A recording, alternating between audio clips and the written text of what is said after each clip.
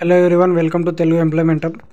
Central pollution control board నుంచి అయితే మనకు నోటిఫికేషన్ అయితే రిలీజ్ అయింది. గైస్, దీంట్లో మనకు సెంట్రల్ పొల్యూషన్కి సంబంధించిన పొల్యూషన్ కంట్రోల్కి సంబంధించిన సంస్థ ఏదైతే ఉంటుందో ఇది ఆ సంస్థకు సంబంధించిన జాబ్ నోటిఫికేషన్ అయితే రిలీజ్ అయిందనమాట. దీంట్లో మనకి 10th, inter, degree, BTech, MTech, PhD వరకు అయితే మనకు జాబ్స్ అనేవి ఉన్నాయన్నమాట. దీనికి 10th నుంచి మనకు పిహెచ్డి వరకు అయితే దీంట్లో అన్ని క్వాలిఫికేషన్కి సంబంధించిన టోటల్గా మనకు 18 వేకెన్సీస్ అయితే దీంట్లో ఇవ్వడం జరిగింది. అన్నీ నేను క్లియర్గా ఒకటి 1 by 1 అయితే ఎక్స్ప్లెయిన్ చేస్తాను. అలాగే దీనికి సంబంధించిన అప్లికేషన్ ఎలా చేసుకోవాలని కూడా నేను ఎక్స్ప్లెయిన్ అయితే చేస్తాను. వీడియోని స్కిప్ చేయకుండా లాస్ట్ వరకు అయితే కంప్లీట్గా అయితే చూడండి. వీడియోలోకి వెళ్తే దీనికి సంబంధించిన డేట్స్ మనం చూసుకుంటే, డేట్ మనకు అప్లికేషన్ స్టార్టింగ్ డేట్ అనేది మనకు April 7th నుంచి మనకైతే అప్లికేషన్స్ అనేవి స్టార్ట్ అయినాయి అన్నమాట. దీనికి సంబంధించిన అప్లికేషన్ లాస్ట్ డేట్ చూసుకుంటే April 28 మనకు లాస్ట్ డేట్ అయితే ఉందన్నమాట.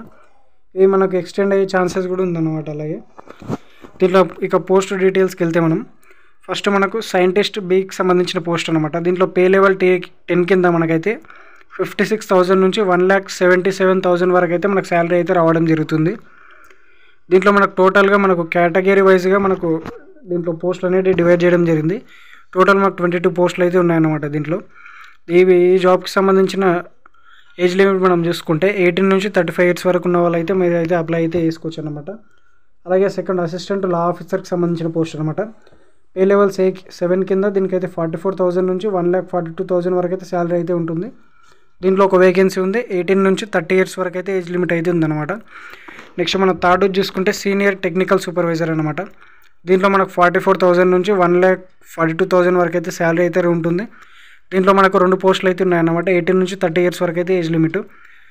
అలాగే మనకు సీనియర్ సైంటిఫిక్ అసిస్టెంట్కి సంబంధించిన పోస్ట్ చూసుకుంటే దీంట్లో 4 వేకెన్సీస్ అయితే ఉన్నాయన్నమాట. పే లెవెల్ 6 కింద 35,000 నుంచి 1,12,000 వరకు అయితే శాలరీ ఉంటుంది. 18 నుంచి 30 years వరకు అయితే ఏజ్ లిమిట్ అయితే ఉంది. నెక్స్ట్ మనకు 5th టెక్నికల్ సూపర్వైజర్కి సంబంధించిన పోస్ట్ అనమాట.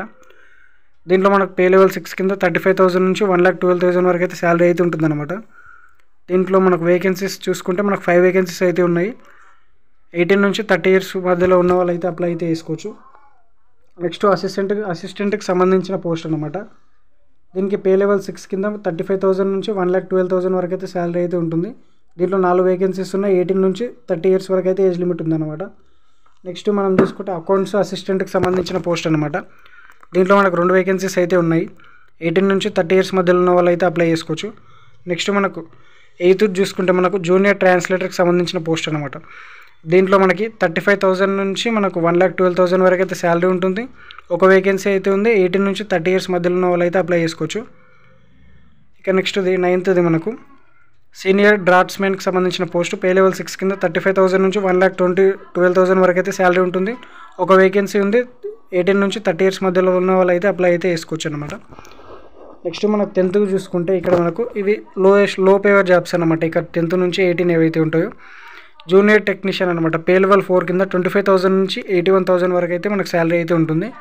దీంట్లో మనకు 2 వేకెన్సీస్ అయితే ఉన్నాయన్నమాట. 18 నుంచి 27 years మధ్యలో ఉన్న వాళ్ళు అయితే అప్లై అయితే చేసుకోవచ్చు. అలాగే సీనియర్ ల్యాబొరేటరీ అసిస్టెంట్కి సంబంధించిన పోస్టు. దీంట్లో పే లెవెల్ 4 కింద 25,000 నుంచి 81,000 వరకు అయితే శాలరీ ఉంటుంది. 2 వేకెన్సీస్ ఉన్నాయి. ఏజ్ అయితే మనకు 18 నుంచి 27 years అయితే ఉంది. నెక్స్ట్ 12th చూసుకుంటే మనకు అప్పర్ డివిజన్ క్లర్క్ అనమాట. దీంట్లో మనకు పే లెవెల్ 4 కింద 25,000 నుంచి 81,000 వరకు అయితే ఉంటుందన్నమాట శాలరీ. టోటల్ 8 వేకెన్సీస్ అయితే దీంట్లో ఉన్నాయి. మనకు 18 నుంచి 27 years వరకు అయితే ఏజ్ లిమిట్ ఉంది. నెక్స్ట్ మనకు డాటా ఎంట్రీ ఆపరేటర్ అనమాట. దీంట్లో మనకి పే లెవెల్ 4 కింద 25,000 నుంచి 81,000 వరకు అయితే శాలరీ. ఒక వేకెన్సీ 18 నుంచి 27 అయితే మనకి ఏజ్ లిమిట్ ఉందన్నమాట. ఈ ఏజ్ మధ్యలో అయితే. నెక్స్ట్ మనకు స్టెనోగ్రాఫర్ గ్రేడ్ 2కి సంబంధించిన పోస్ట్లో పే లెవెల్ 4 కింద 25,000 నుంచి 81,000 అయితే ఉంటుంది శాలరీ మనకు. అలాగే దీంట్లో 3 వేకెన్సీస్ ఉన్నాయి. 18 నుంచి 27 years మధ్యలో ఉన్న వాళ్ళు అయితే అప్లై అయితే చేసుకోవచ్చు. నెక్స్ట్ది మనకు జూనియర్ ల్యాబొరేటరీ అసిస్టెంట్కి సంబంధించిన పోస్ట్ అనమాట. దీంట్లో మనకు పే లెవెల్ 2 కింద 19,000 నుంచి 63,000 వరకు అయితే శాలరీ ఉంటుంది. దీంట్లో 2 వేకెన్సీస్ ఉన్నాయి. 18 నుంచి 27 years మధ్యలో ఉన్న వాళ్ళు అయితే అప్లై అయితే చేసుకోవచ్చు. నెక్స్ట్ లోవర్ డివిజన్ క్లర్క్ అనమాట. దీంట్లో మనకు పే లెవెల్ 2 కింద 19,000 నుంచి 63,000 వరకు అయితే శాలరీ ఉంటుంది. 5 వేకెన్సీస్ అయితే ఉన్నాయన్నమాట. దీంట్లో మనకి 18 నుంచి 27 years మధ్యలో ఉన్న వాళ్ళు అయితే అప్లై అయితే చేసుకోవచ్చు. ఫీల్డ్ అటెండెంట్కి సంబంధించిన పోస్ట్ అనమాట. నెక్స్ట్ మనకు పే లెవెల్ 1 కింద 18,000 నుంచి 56,000 వరకు అయితే శాలరీ అయితే ఉంటుంది మనకు. ఒక వేకెన్సీ అయితే ఉంది. 18 నుంచి 27 ఇయర్స్ మధ్యలో ఉన్న వాళ్ళు అయితే అప్లై అయితే చేసుకోవచ్చు. నెక్స్ట్ మనకు మల్టీ టాస్కింగ్ స్టాఫ్కి సంబంధించిన అనమాట, లాస్ట్ పోస్ట్ అనమాట ఇది. దీంట్లో మనకు పే లెవెల్ 1 కింద 18,000 నుంచి 56,000 వరకు అయితే శాలరీ అయితే ఉంటుంది. 3 వేకెన్సీస్ అయితే ఉన్నాయి. దీంట్లో మనకి ఏజ్ లిమిట్ చూసుకుంటే 18 నుంచి 27 ఇయర్స్ మధ్యలో ఉన్న వాళ్ళు అయితే అప్లై అయితే చేసుకోవచ్చు. వాళ్ళకి సంబంధించి ఏజ్ రిలాక్సేషన్ అనేది ప్రొవైడ్ చేయడం అనేది జరుగుతుంది. ఎస్సీ ఎస్టీ కేటగిరీ వాళ్ళకి ఎవరైతే ఉంటారో వాళ్ళకైతే 5 ఇయర్స్ వరకు అయితే ఏజ్ రిలాక్సేషన్ అయితే ఉందన్నమాట. ఓబీసీ వాళ్ళకైతే 3 ఇయర్స్ ఏజ్ రిలాక్సేషన్ అనేది ఉంది. పీడబ్ల్యూబీటీ క్యాండిడేట్స్ ఎవరైతే ఉంటారో వాళ్ళకైతే మనకు జనరల్ ఈడబ్ల్యూఎస్ వాళ్ళకైతే 10 ఇయర్స్, ఓబీసీ వాళ్ళకైతే 13 ఇయర్స్, ఎస్సీ ఎస్టీ వాళ్ళకైతే 15 ఇయర్స్ వరకు ఉందన్నమాట. గ్రూప్ ఏ పోస్టులకు సంబంధించి ఎక్స్ సర్వీస్ మెన్ అలాగే కమిషన్ ఆఫీసర్స్ ఎవరైతే ఉంటారో వాళ్ళకి 5 ఇయర్స్ వరకు ఏజ్ లిమిట్ అనేది ఏజ్ రిలాక్సేషన్ అనేది ఉందన్నమాట. గ్రూప్ బి, గ్రూప్ సి పోస్టులకు సంబంధించి ఎక్స్ సర్వీస్ మెన్లకు ఎవరైతే ఉంటారో వాళ్ళకైతే 3 ఇయర్స్ అయితే ఉందన్నమాట మనకి ఏజ్ రిలాక్సేషన్. ఇక ఈ పోస్టులకు సంబంధించిన క్వాలిఫికేషన్ అండ్ ఎక్స్పీరియన్స్ మనం చూసుకుంటే ఫస్ట్ మనకు సైంటిస్ట్ బీకి సంబంధించిన పోస్ట్ ఏదైతే ఉందో దానికి బ్యాచిలర్ డిగ్రీ అయితే కంప్లీట్ అయి ఉండాలన్నమాట. ఇంజనీరింగ్ లేదా టెక్నికల్ డిపార్ట్మెంట్లో మనకి environmental engineering, civil engineering, instrumental engineering, chemical ఇంజనీరింగ్లో అయితే మనకు డిఫరెంట్ టైప్ ఆఫ్ పోస్టులు అయితే ఉన్నాయన్నమాట.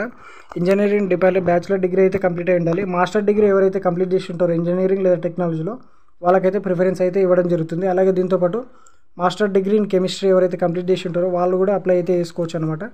ఎన్ఈటీ క్వాలిఫైడ్ పిహెచ్డి ఎవరైతే కంప్లీట్ చేసి ఉంటారో వాళ్ళకు ఎక్కువ ప్రిఫరెన్స్ అనేది ఉంటుంది దీంట్లో మనకి. అలాగే సెకండ్ మనకి అసిస్టెంట్ లా ఆఫీసర్కి సంబంధించిన పోస్ట్లో బ్యాచిలర్ డిగ్రీ ఇన్ లా అయితే కంప్లీట్ అయి ఉండాలన్నమాట. అలాగే 5 ఇయర్స్ మనకు ఎక్స్పీరియన్స్ అయితే ఉండాలన్నమాట స్టేట్ జ్యుడిషియల్ సర్వీస్ నుంచి అయితే మనకైతే. అలాగే సీనియర్ టెక్నికల్ సూపర్వైజర్కి సంబంధించిన పోస్ట్లో మనకి బ్యాచిలర్ డిగ్రీ ఇన్ ఇన్స్ట్రుమెంటల్ ఇంజనీరింగ్లో అయితే మనకైతే కంప్లీట్ అయితే ఉండాలన్నమాట. అలాగే దీంతోపాటు మనకు 3 ఇయర్స్ అయితే ఎక్స్పీరియన్స్ అయితే ఉండాలన్నమాట రిలవెంట్ ఫీల్డ్ దీనికి సంబంధించిన ఫీల్డ్లో అయితే. నెక్స్ట్ మనకు సీనియర్ సైంటిఫిక్ సంబంధించి అసిస్టెంట్కి సంబంధించిన పోస్ట్ అనమాట.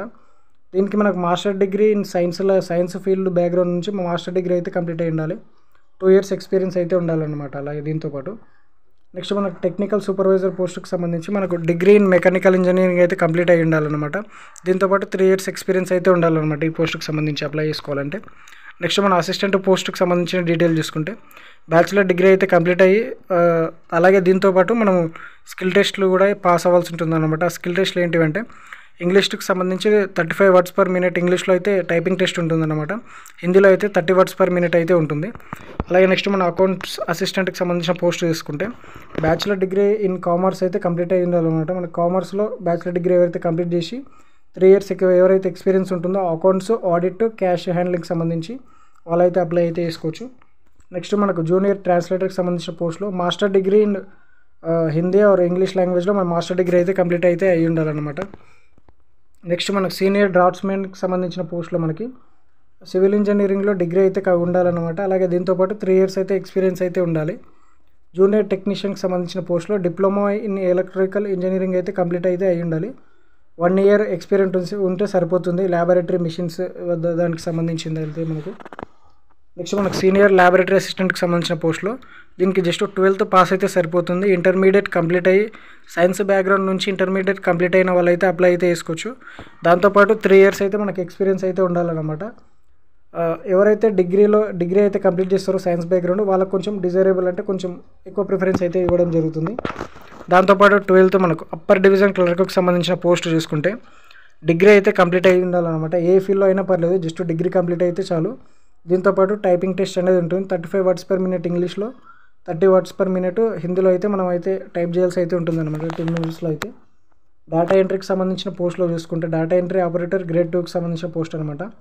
దీంట్లో మనకి 12th స్టాండర్డ్ పాస్ అయితే సరిపోతుంది. 12th పాస్ అయిన ప్రతి ఒక్కరు అప్లై చేసుకోవచ్చు. దీంట్లో మనకి typing test, speed typing test కంప్యూటర్లో మనకు టైపింగ్ వస్తే సరిపోతుంది. అలాగే నెక్స్ట్ మనకు స్టెనోగ్రాఫర్కి సంబంధించిన గ్రేడ్ 2 పోస్ట్ అనమాట. దీంట్లో మనకు 12th ఇంటర్ కంప్లీట్ అయితే సరిపోతుంది. అలాగే దీంతోపాటు డిక్టేషన్ టెస్ట్, స్కిల్ టెస్ట్ అనేవి పెట్టడం జరుగుతుంది. డిక్టేషన్ అలాగే ట్రాన్స్క్రిప్షన్కి సంబంధించిన టెస్ట్లు అనమాట. అవి క్వాలిఫై అయితే మీరైతే జాబ్ అనే ఎలిజిబుల్ అయితే అవుతారనమాట. నెక్స్ట్ మన జూనియర్ ల్యాబొరేటరీ అసిస్టెంట్కి సంబంధించిన పోస్ట్. దీనికి మనకు 12th స్టాండర్డ్ పాస్ అయితే సరిపోతుంది సైన్స్ బ్యాక్గ్రౌండ్ నుంచి అయితే. లేదా డిగ్రీ కంప్లీట్ అయిన వాళ్ళకైతే కొంచెం ప్రిఫరెన్స్ అయితే ఉంటుంది. నెక్స్ట్ మనకు లోవర్ డివిజన్ క్లర్క్కి సంబంధించిన పోస్టులు 12th పాస్ అయితే సరిపోతుంది. దీనికి సంబంధించి టైపింగ్ టెస్ట్ ఉంటుంది.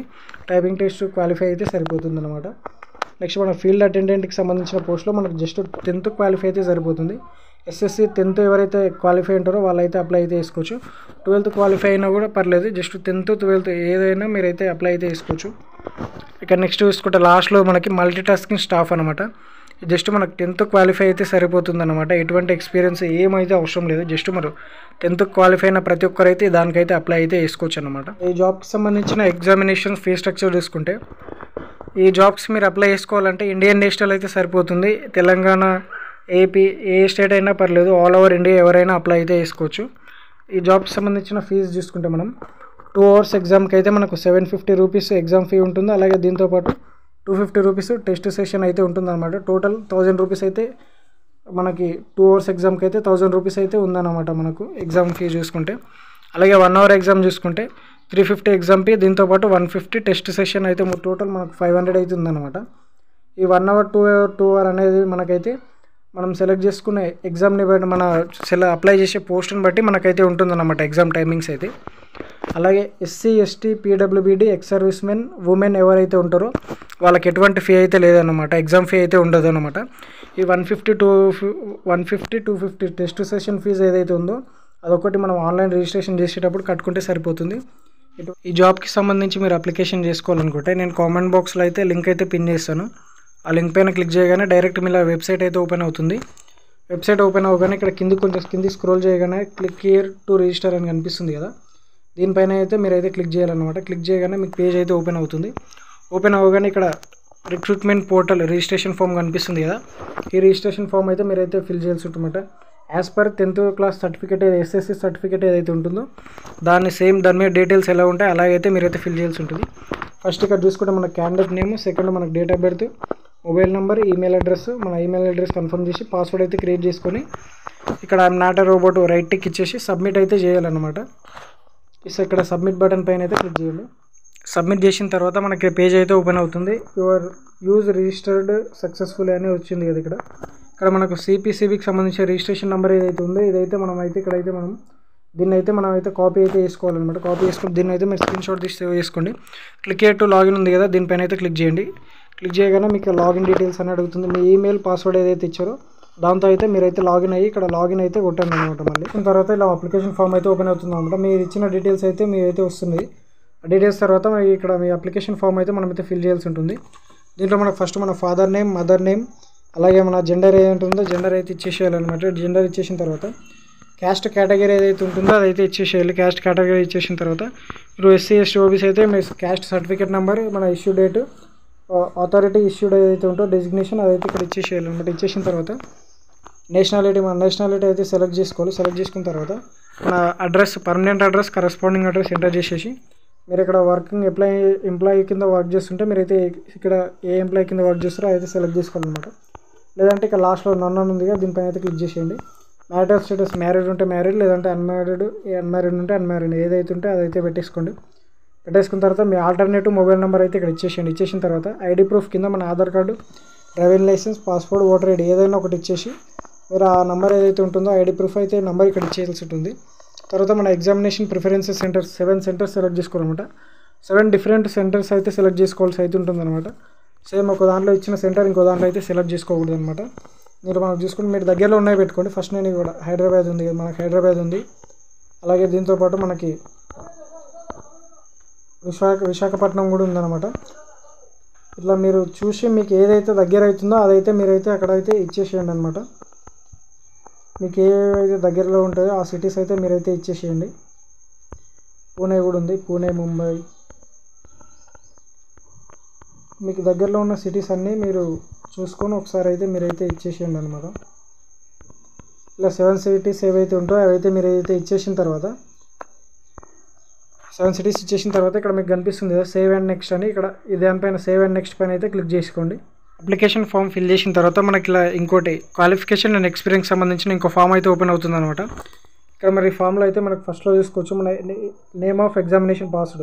ఇక్కడ ఫస్ట్లో మీరు 10th అయితే 10th, 12th అయితే 12th ఏదైతే అదైతే మీరైతే సెలెక్ట్ చేసుకున్నాము. సెలెక్ట్ చేసిన తర్వాత నెక్స్ట్ స్ట్రీమ్ మీరు science, arts, commerce, civil engineering ఏది ఉంటే మీకు కెమికల్ ఇంజనీరింగ్ ఏది ఉంటే మీరు అయితే సెలెక్ట్ చేసుకోండి. సెలెక్ట్ చేసుకున్న తర్వాత ఇక్కడ ఇయర్ ఆఫ్ పాసింగ్ 4 డిజిట్స్లో మీరు ఏ ఇయర్లో పాస్ అయ్యారో ఆ ఇయర్ వేసేసి తర్వాత name of the board university ఇక్కడ కనిపిస్తుంది కదా, మీరు ఏ బోర్డు యూనివర్సిటీ ఉందో ఆ నేమ్ ఇచ్చేసి తర్వాత మన పర్సంటేజ్ ఇచ్చేసి డివిజన్ అన్నమాట. ఫస్ట్ సెకండ్ థర్డ్ లేదా నాట్ అప్లికేబుల్ ఉంటే నాట్ అప్లికేబుల్ ఇట్టేసేయండి. తర్వాత మనకి ఎన్ని సబ్జెక్ట్స్ ఉన్నాయో సంబంధించిన దాంట్లో ఎన్ని సబ్జెక్ట్స్ ఉన్నాయో ఇక్కడ ఎంటర్ చేయాలన్నమాట. ఎంటర్ చేసిన తర్వాత ఇవన్నీ ఎంటర్ చేసిన తర్వాత మీరు ఎన్ని ఉంటే అయితే ఎన్ని డిగ్రీలు ఉంటే అన్ని ఎంటర్ చేసేయండి. జస్ట్ 10th ఉన్నా మీరు 10th ఒకటి ఇచ్చేసేయండి అనమాట. ఎటువంటి ఇవ్వాల్సిన అవసరం లేదు. ఎక్స్పీరియన్స్ ఉంటే ఎక్స్పీరియన్స్ సంబంధించిన employer name, designation, pay level, total period of service, ఎన్ని ఇయర్స్ సర్వీస్ చేశారో, అలాగే మీ డ్యూటీస్ ఏంటివి, డ్యూటీ నుంచి ఎందుకు లీవ్ అవుతున్నారు రీజన్, అది కూడా ఇచ్చేయాల్సి ఉంటుంది అనమాట. ఇవన్నీ ఇచ్చేసిన తర్వాత ఉంటే ఇచ్చేసేయండి, లేదంటే వదిలేసేయండి. తర్వాత మనకి ఎక్స్పీరియన్స్ ఉంటే ఎస్ అని పెట్టేసి ఇచ్చేసేయండి అనమాట. ఈ పోస్ట్కి సంబంధించి అనేది అయితే ఎక్స్పీరియన్స్ లేకపోతే మీరైతే అన్ని నోలన్నీ ఇచ్చేసి ఇక్కడ లాస్ట్లో కనిపిస్తుంది సేవ్ అండ్ నెక్స్ట్ అని, దీనిపైన అయితే క్లిక్ చేసుకోండి. సేవ్ అండ్ నెక్స్ట్ పైన క్లిక్ చేసిన తర్వాత మనకు అప్లోడ్ సిగ్నేచర్ అండ్ ఫోటోగ్రాఫ్కి సంబంధించిన ఇంకోటి పేజ్ అయితే ఓపెన్ అవుతుంది. ఇక్కడ ఫస్ట్ మనకైతే ఫోటోగ్రాఫ్ ఏదైతే ఉంటుందో మన ఫోటోగ్రాఫ్ అయితే ఇక్కడ చూస్ ఫైల్ పైన క్లిక్ చేసి మనమైతే ఫోటోగ్రాఫ్ అయితే అప్లోడ్ చేయాల్సి అయితే ఉంటుందన్నమాట. చేసిన తర్వాత మనకు ఇక్కడ అప్లోడ్ ఫోటో అని వస్తుంది. అప్లోడ్ ఫోటో పైన అయితే క్లిక్ చేసేయాలి. తర్వాత మనకు ఇక్కడ చూస్ ఫైల్ పైన క్లిక్ చేసి సిగ్నేచర్ అయితే అప్లోడ్ చేసి తర్వాత మనకు అప్లోడ్ సిగ్నేచర్ ఉంది కదా, దీనిపైన క్లిక్ చేయాలన్నమాట. క్లిక్ చేసిన తర్వాత click here to lock the images after uploading the images. ఈ రెండు అప్లోడ్ చేసిన తర్వాత మనకు ఇక్కడ click here to lock the images ఉంది కదా, దీనిపైన అయితే క్లిక్ చేసుకోండి. ఫోటోగ్రాఫ్ సిగ్నేచర్ అప్లోడ్ చేయగానే మనకి ఇంకో పేజ్ అయితే ఓపెన్ అవుతుంది అనమాట. మన ఫోటోగ్రాఫ్ సిగ్నేచర్ ఏదైతే ఉంటుందో అది మనకు 10 to 50 KB మధ్యలో ఉండాలన్నమాట. 10 KBకి తక్కువ ఉన్నా మనకైతే అప్లోడ్ అయితే యాక్సెప్ట్ అయితే అయ్యేది. అలాగే 50 KBకి పై ఎక్కువ ఉన్నా గిట్ట మీకు అయితే అప్లోడ్ అయితే యాక్సెప్ట్ అయితే అయ్యేది అనమాట. 10 to 50 KB మధ్యలో ఉండేటట్టు అయితే చూసుకొని అప్లోడ్ చేసిన తర్వాత మళ్ళీ పేజ్ అయితే ఓపెన్ అవుతుంది. ఓపెన్ అయిన తర్వాత ఇక్కడ చూసుకోవచ్చు మీరు ఏ పోస్ట్కి అయితే అప్లై చేద్దాం అనుకుంటారో ఆ పోస్ట్ అయితే క్లిక్ చేసుకోండి. క్లిక్ చేసుకొని ఇక్కడ మీరు ఒకసారి క్లిక్ చేసుకొని ఇక్కడ చెక్ ఎలిజిబిలిటీ కనిపిస్తుంది, దీనిపైన క్లిక్ చేయగానే మీకు ఇలా చూపిస్తుంది. ఇక్కడ ఎలిజిబుల్ అని చూస్తే ఇక్కడ నేను సెలెక్ట్ చేసుకున్న పోస్ట్కి అయితే మీరు ఎవరు not eligible for the post junior technician, అంటే దానికి తగ్గ క్వాలిఫికేషన్ మనకు లేదనమాట. అలాగే మీకున్న క్వాలిఫికేషన్ బట్టి ఇప్పుడు మల్టీటాస్కింగ్ స్టాఫ్కి సంబంధించి ఎలిజిబిలిటీ చెక్ చేసి ఇక్కడ మీకు చూపిస్తుంది you are eligible to apply for multitasking స్టాఫ్కి సంబంధించి మీరైతే అప్లై చేసుకోవచ్చు అని చూపిస్తుంది కదా. దీనికైతే మీరైతే అప్లై చేసుకోవచ్చు అనమాట. ఇక్కడ లెఫ్ట్ సైడ్లో ఇక్కడ మీకు నెక్స్ట్ అని కనిపిస్తుంది కదా, సెలెక్ట్ చేసుకున్న తర్వాత మీరు నెక్స్ట్ పైన అయితే క్లిక్ చేయండి.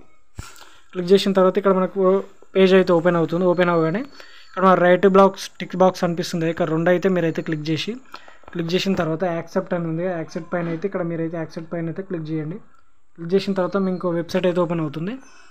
ఇక్కడ మనం సెలెక్ట్ ఫర్ ద పోస్ట్ ఉంది కదా, మనం మళ్ళీ ఒకసారి మనకి ఏ పోస్ట్కి అయితే అప్లై చేస్తున్నామో దానికైతే మీరైతే ఇక్కడైతే సెలెక్ట్ చేసుకోవాలన్నమాట. సెలెక్ట్ చేసుకున్న తర్వాత ఆ registration number, phone number, senior stump ఏదైతే ఉందో అది ఏవైతే ఉన్నాయో అవన్నీ ఆటోమేటిక్గా అప్లోడ్ అయిపోతాయి అన్నమాట. ఇక్కడ మనకు అప్లై అని కనిపిస్తుంది కదా, ఇక్కడ అప్లై అని కొట్టాలన్నమాట. కొట్టేసిన తర్వాత you have successful applied for the post of multitasking staff, apply అయితే అయిపోయింది అనమాట. ఇక్కడ నెక్స్ట్ పైన అయితే క్లిక్ చేయాలన్నమాట. ఇటు సైడ్ మీరు రిజిస్ట్రేషన్ నెంబర్ ఇవన్నీ వస్తుంది అనమాట. ఇవి మీకు కావాలంటే స్క్రీన్ షాట్ తీసుకోండి. ఐడి, రిజిస్ట్రేషన్ నెంబర్, మన సెషన్స్, టైమ్ ఆఫ్ స్టాంప్ ఏదైతుందో ఇవైతే స్క్రీన్ షాట్ అయితే తీసుకోండి, మీరైతే సేవ్ చేసుకోండి. లెఫ్ట్ సైడ్లో నెక్స్ట్ అని బటన్ ఉంది కదా, దీనిపైన అయితే క్లిక్ చేసుకోండి. క్లిక్ చేసుకున్న తర్వాత మనకు పేమెంట్కి సంబంధించిన ఫీ డీటెయిల్స్ అయితే ఓపెన్ అవుతుంది అనమాట. ఈ పేమెంట్ ఏదైతే ఉందో మనకు April 30 వరకు, లాస్ట్ డేట్ ఎప్పుడైతే ఉందో April 28 వరకు ఆ లోపు అయితే మనం అయితే అప్లై చేసుకోవచ్చు అనమాట. దీనికి మనకు 1 hour బేసిస్ కింద ఉంటుంది కాబట్టి ఎగ్జామ్ మనకు 500 అయితే పే చేయాల్సి అనేది ఉంటుంది అనమాట. ఇక్కడ చూసుకోవచ్చు. పే ఫీస్ పైన క్లిక్ చేసి మీరైతే అమౌంట్ అయితే పే చేయాల్సి అయితే ఉంటుందన్నమాట. దీని త్రూగా మనకైతే ఫోన్పే, గూగుల్ పే ఏదైనా మనమైతే దీనికి సంబంధించిన పేమెంట్ ఏదైతే ఉందో అదైతే మీరైతే పే చేయాల్సి ఉంటుంది అన్నమాట. ఇక్కడ చూసుకోవచ్చు మీరు సెలెక్ట్ మెథడ్ నెట్ బ్యాంకింగ్ లేకపోతే యూపీఐ ఉంటే యూపీఐ, ఫోన్పే, యూపీఐ పైన క్లిక్ చేసి మీరు ఇక్కడ pay by UPI ID, me PhonePe UPI ID enter చేసి డైరెక్ట్ పే నౌ కొట్టేసి పేమెంట్ అవ్వగానే మీకు ఫామ్ అయితే వస్తుందో, ఏదైతే పేమెంట్ సక్సెస్ఫుల్ వస్తుందో అయితే స్క్రీన్ షాట్ తీసి అయితే సేవ్ చేసుకోండి. ఇలా సింపుల్ అయితే మీరైతే దీనికైతే అప్లై చేసుకోవచ్చు. మీ ఫ్రెండ్స్ అండ్ ఫ్యామిలీ మెంబర్స్ కూడా, ఇతర వాళ్ళకు కూడా మీ ఇటువంటి ఇన్ఫర్మేషన్ వీడియో వాళ్ళకు కూడా అయితే షేర్ చేయండి. Thank you for watching this video.